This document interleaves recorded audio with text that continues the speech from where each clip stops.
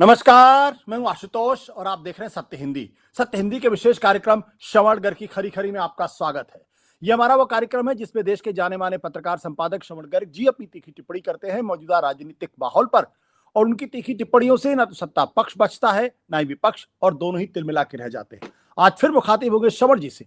एक बहुत ही महत्वपूर्ण टॉपिक पर जानेंगे उनकी राय, लेकिन उसके पहले एक छोटी सी अपील। सत्य हिंदी की ईमानदार पत्रकारिता को अगर आप पसंद करते हैं, लाइक करते हैं और आप वाकई चाहते हैं कि हमारी पत्रकारिता आगे बढ़े, तो सत्य हिंदी की सदस्य बने, सत्य हिंदी के सदस्य बने, सत्य हिंदी मेंबरशिप ड्राइव से जुड़े। और अब श्रवण जी से बात करते हैं। दरअसल 24 घंटे पहले एक क्लिप वायरल हुई। उस क्लिप में लोगों ने यह देखा कि दरअसल भारतीय जनता पार्टी के नेतागण अपने दफ्तर में कम्युनिस्ट पार्टी ऑफ चाइना के प्रतिनिधिमंडल को मुलाकात कर रहे हैं, उनका स्वागत कर रहे हैं, मुस्कुराकर उनसे बातें कर रहे हैं। और इतना ही नहीं, उसके बाद वो आरएसएस के नंबर 2 नेता यानी मोहन भागवत के बाद दूसरे दत्तात्रेय हाउस पुलिस से भी जाके मिले। जब पहली क्लिप वायरल हो गई, उस पर हंगामा मचा। भारतीय जनता पार्टी के राष्ट्रवाद पर लोगों ने सवाल खड़े कर दिए और भारतीय जनता पार्टी को लगा कि रंगे हाथों पकड़ी गई है या उसकी पोल खुल गई है। तो फिर दूसरी मीटिंग के विजुअल्स, उसके बारे में कोई जानकारी जनता के पास नहीं पहुंची। जो भारतीय जनता पार्टी दरअसल और जिस आरएसएस के लोग चीन से पिछले दिनों संबंधों को लेकर किसी भी विपक्षी पार्टी को, अगर उसका कभी भी कोई संबंध अतीत में रहा हो, उसको लेकर उनको देशद्रोही, गद्दार और न जाने क्या क्या शब्दों से उनको विभूषित करते थे, जब खुद वही करते हुए पकड़े गए तब उनकी जुबान बंद दिखाई पड़ी, सन्नाटे में दिखाई पड़े। इस पर दरअसल बहुत महत्वपूर्ण होगा जानना श्रवण जी की राय। सर, देखिए, कल आपको भी सुना, बहुत सारी बातचीत सुनी हमने इस चीज को लेकर कि ये जो प्रतिनिधिमंडल मिला चीन की कम्युनिस्ट पार्टी का भारतीय जनता पार्टी के नेताओं से, उसको लेकर काफी बहस हुई है। यूट्यूब चैनलों पर भी है और मेन स्ट्रीम मीडिया में भी है। और ये जो चीनी कम्युनिस्ट पार्टी का जो प्रतिनिधिमंडल है, ये बीजेपी के हेडक्वार्टर में जाकर मिलता है, काफी देर तक बात करता है बीजेपी के नेताओं से, और संचार और आपसी सहयोग बढ़ाने पर विस्तार से बातचीत होती है। कई तरह की उसको लेकर चर्चा है। इस बातचीत के विजुअल्स आने के बाद जो बहसें चली, उसमें ये हुआ कि चीन ने हमारे साथ जिस तरह का ऑपरेशन सिंदूर में व्यवहार किया, पाकिस्तान के साथ खड़ा हुआ, 80% से ज़्यादा पाकिस्तान को हथियार दिए, और हाल ही में चीन ने यह भी दावा किया कि जो सीज फायर हुआ ऑपरेशन सिंदूर का, उसमें उसने मध्यस्थता की। और ये कहा गया कि ये जो नागरिकों का पहलगाम में और ऑपरेशन सिंदूर में जो बलिदान हुआ, उसके साथ गद्दारी की गई है और सरकार ने घुटने टेक दिए हैं। ये एक जो जनरल चीज निकल कर आई। मैं पूरे घटनाक्रम पर कुछ ऐसे पहलुओं पर बात करना चाहता हूं और जिन पर बहुत ज्यादा रोशनी नहीं डाली गई, और जिसको कह सकते हैं कि भारत की जो विदेश नीति है, उसको लेकर सिर्फ बीजेपी ही देश को मूर्ख नहीं बना रही है, संघ भी बना रहा है। हम अभी तक राष्ट्रवाद को लेकर बीजेपी और संघ को अलग अलग मान रहे थे, थोड़ा बहुत अलग मान रहे थे, कि बीजेपी का नजरिया राजनीति से प्रेरित है और संघ का नजरिया राष्ट्रवाद, जो हिंदुत्व का जो एजेंडा है, उससे प्रेरित है। पर जो चीनी कम्युनिस्ट पार्टी के डेलीगेशन के साथ जिस तरह का संवाद राष्ट्रीय सेवक संघ ने भी किया, और उनके नंबर 2 जो जनरल सेक्रेटरी हैं दत्तात्रेय होसबोल, उनके साथ कोई आधे घंटे की जो आरएसएस के मुख्यालय में बातचीत हुई, उससे हम कई चीजें मान सकते हैं, मतलब अंदाज लगा सकते हैं। और उसमें एक ये भी अंदाज लगा सकते हैं कि भागवत का आरएसएस अलग है और दत्तात्रेय होसबोल का आरएसएस अलग है, दोनों एक नहीं है। या कोई सहमति है कि भागवत कुछ और बात करेंगे और होसबोल कुछ और काम करेंगे। चीन की कम्युनिस्ट पार्टी के प्रतिनिधिमंडल में चीन के राजदूत भी थे जो भारत में नियुक्त हैं। ये एक बड़ी चीज है। इसमें इंपॉर्टेंट ये है, जो सबसे इंपॉर्टेंट बात मैं देख रहा हूं या मुझे लगती है, कि बीजेपी के साथ बात करना उतना मुझे इंपॉर्टेंट नहीं लगता है, क्योंकि मोदी जी ने चीन को लेकर अपनी तमाम विश्वसनीयता जो है वो काफी खो चुके हैं। वो जैसे अभी पिछले दिनों चीन गए थे शंघाई कोऑपरेशन ऑर्गेनाइजेशन की बैठक में भाग लेने के लिए, या जिस तरह से उन्होंने चीन के साथ डायलॉग स्टेब्लिश किया है, इंपोर्ट्स बढ़ाए हैं वहां से, हमको इसमें संघ का जो पूरा मामला है वो काफी सस्पिशियस नजर आता है कि संघ ने क्या पॉलिसी चेंज कर दी है। ये जो चीन के प्रतिनिधिमंडल की जो अगवानी हुई है, वो उसमें कई एंगल्स हैं। उसका टाइमिंग सबसे बड़ा एंगल है। उसके केवल एक पक्ष पर जो पूरी बहस हुई है कि देश के साथ गद्दारी की गई, या पहलगाम के साथ, या ऑपरेशन सिंदूर के साथ, मैं टाइमिंग इसलिए कह रहा हूं कि इसी दौरान कई घटनाएं हुई हैं जिसको बातचीत में कम लाया गया है। जैसे चीन का जब प्रतिनिधिमंडल आता है यहाँ और बीजेपी के नेताओं से और संघ के नेताओं से बात करता है, उसी समय कश्मीर की शक्सगाम घाटी को चीन अपना हिस्सा बताता है। टाइमिंग देखिए कि वो उस समय क्यों बताता है। जी। बातचीत को क्या डिरेल करना चाहता है कि वो रिएक्शन चाहता है। तो हम ये जानने का मुद्दा है कि क्या आरएसएस के होसबोल ने या बीजेपी ने इस मुद्दे को बातचीत में उठाया क्या, क्योंकि ऑफिशियली चीन के दावे का खंडन किया गया प्रवक्ता के द्वारा। उस पर हमको पीएम की या फॉरेन मिनिस्टर की कोई प्रतिक्रिया हमको नहीं मिली। जो प्रतिक्रिया मिली वो ये मिली कि जम्मू कश्मीर के लेफ्टिनेंट गवर्नर कविंद्र गुप्ता ने पब्लिकली उसको खारिज किया कि ये हम दावा नहीं मानते, और चीन ने भारत के दावे को पूरी तरह से निरस्त कर दिया कि आपका जो दावा है शक्सगाम घाटी पर, चीन उसको नहीं मानता।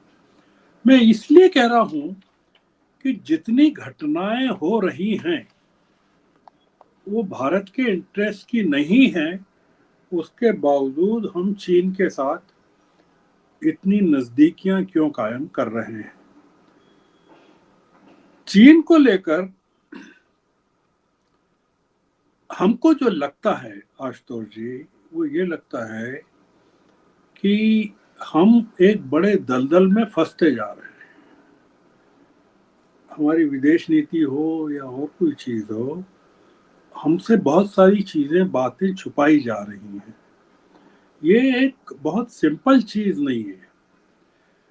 अमेरिका के राजदूत, भारत में जो नए राजदूत आए हैं, सरगोई गोर, वो भी इसी समय, जब चीन का प्रतिनिधिमंडल है उसके विजुअल्स हैं, उसी समय वो जब बात करते हैं कि भारत के साथ, भारत को अमेरिका बहुत इम्पोर्टेंस देता है, या भारत अमेरिका के बीच में संबंध बहुत जरूरी हैं, बेहतर संबंध जरूरी हैं, और ट्रेड डील को लेकर वो बात करते हैं कि ट्रेड डील होना चाहिए, होना चाहिए। उसी समय जब सरगोई ये बात करते हैं, चीन का प्रतिनिधिमंडल होता है, कश्मीर घाटी में शख्सगाम वैली को लेकर चीन दावा पेश करता है, उसी समय ट्रंप ईरान से व्यापार करने वाले मुल्कों पर 25% की टैरिफ लगा देते हैं, एडिशनल टैरिफ। मैं हर बार ये आपसे कह रहा हूं कि टाइमिंग को हमें देखना चाहिए कि सारा घटनाक्रम कुछ 2-3 दिन 4 दिन में हो रहा है, और हम ऐसा बता रहे हैं कि जैसे हमें कोई जानकारी नहीं है। हमारे देश का जो जो हुकूमत है वो इस तरह से पेश आ रही है कि ये सब तो सामान्य बात है। ईरान से जो व्यापार करने वाले 5 प्रमुख देश हैं, जिसमें भारत के अलावा चीन है, तुर्की है, संयुक्त अरब अमीरात है और इराक है, ये 5 हैं सबसे ज्यादा। भारत कई तरह से इसमें प्रभावित होने वाला है, सबसे ज्यादा हो सकता है। भारत का जो ट्रंप का जो नया 25% का टैरिफ है ईरान से, अगर आप अखबारों में देखें कि हमारे यहाँ की जो बासमती चावल की जो पूरी की पूरी का जो व्यापार है, जो ईरान को काफ़ी बड़ा एक्सपोर्ट होता है, या चाय का एक्सपोर्ट होता है, या इलेक्ट्रिकल मशीनरी का होता है, या आर्टिफिशियल फाइबर का होता है, ये तमाम चीज़ों, वो जो एक्सपोर्ट करने वाले हैं उनके बीच में भगदड़ मच गई है। पिछले 10 महीनों के दौरान कोई 1.5 अरब डॉलर का एक्सपोर्ट ईरान को हुआ है, और ये अमेरिका के बाद नया धक्का है भारत के लिए। अब ये जो चीन के प्रतिनिधि मंडल की आरएसएस और बीजेपी के हेडक्वार्टर्स में विजिट, उनके साथ बातचीत होती है, उसमें आप देखिए कि हम बात कर रहे हैं राष्ट्रवाद की, कल ही खबर आती है कि चीन के व्यापारियों के लिए, या चीन से आकर यहाँ व्यावसायिक गतिविधियां करने के लिए आने वाले लोगों या प्रतिनिधि मंडलों के लिए ई वीजा का प्रावधान कर दिया गया है। ई वीजा का प्रावधान ये है कि उसमें किसी एजेंट की जरूरत नहीं है और एम्बेसी की जरूरत नहीं, वो सीधे वेबसाइट पर जाकर अप्लाई कर सकते हैं और उनको 20-25 दिन में वीजा मिल जाएगा, और वो 6 महीने तक रह सकते हैं भारत में। इसका मतलब है कि हम फ्लड गेट्स खोल रहे हैं, मतलब जिसको कहना चाहिए चीन के लिए। आखिरी बात यह है आशुतोष जी कि जिन चीजों पर अब हमको देखना पड़ेगा साल भर तक, कि विदेश मंत्री जयशंकर ने ब्रिक्स इंडिया 2026 का लोगो भी कल ही जारी किया है। क्यों जारी किया है? ब्रिक्स का की सदारत जो है, भारत अब चेयरपर्सन हो गया है ब्रिक्स का 2026 में। इसका मतलब यह है कि ब्रिक्स की मिनिस्ट्रियल मीटिंग्स पूरे साल भारत के कई शहरों में होने वाली है, अलावा इसके कि ब्रिक्स की समिट होगी। भारत सदारत करने वाला है, इसका मतलब यह कि मोदी जी सदारत करने वाले हैं। और ब्रिक्स की मीटिंग का क्या मतलब है? ब्रिक्स की मीटिंग का मतलब है कि भारत को चीन, रूस, ब्राजील, दक्षिण अफ्रीका को खुश रखना है ब्रिक्स के लिए। ये फाउंडर मेंबर्स। ट्रंप ब्रिक्स से बहुत नाराज हैं, इन्हीं देशों से नाराज हैं।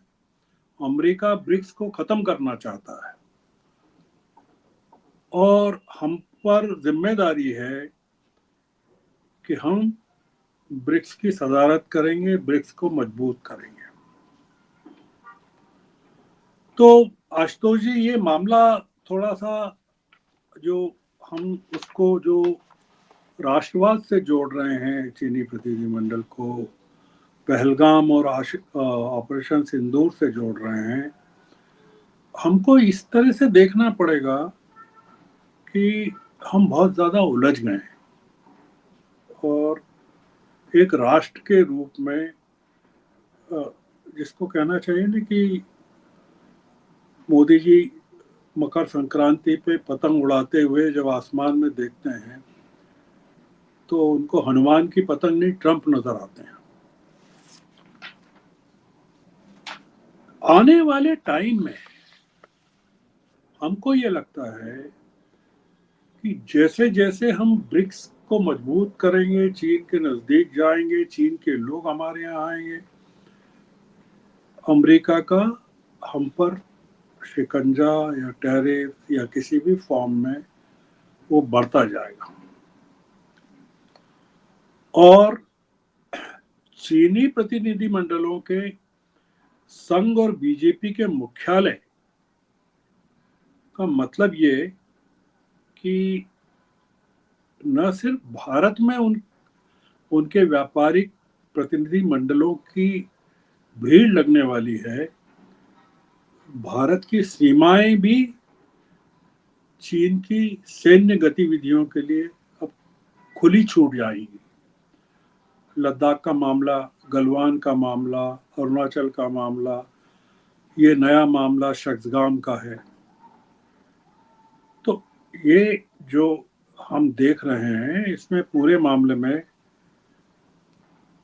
जो पोल खुल रही है वो मोदी सरकार की नहीं खुल रही है, इसमें संघ के राष्ट्रवाद की भी खुल रही है कि संघ जिस चीज को मुद्दा बनाता रहा है, हमारी सीमाओं को बनाता रहा है, लद्दाख में घुसपैठ को बनाता रहा है, पाकिस्तान को बनाता रहा है, वो अब किस मूल से देश से बात करेगा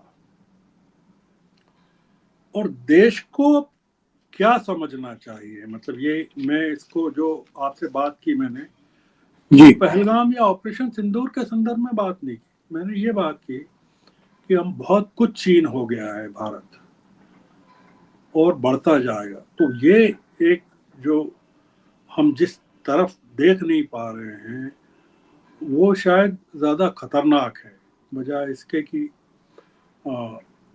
एक प्रतिनिधि मंडल आया, उसकी टाइमिंग, इंटरनेशनल रिपरकशंस अमेरिका जो कर रहा है वो, और उस सब का हम लोगों पर क्या इम्पैक्ट, ओवरऑल इम्पैक्ट पड़ रहा है या पड़ सकता है। तो मैंने सोचा कि एक नए नज़रिए से जो इस बातचीत को हम कर सकते हैं, तो मैं आज की बातचीत को इसी नोट पर बंद करता हूँ। जी, thank you sir, thank you.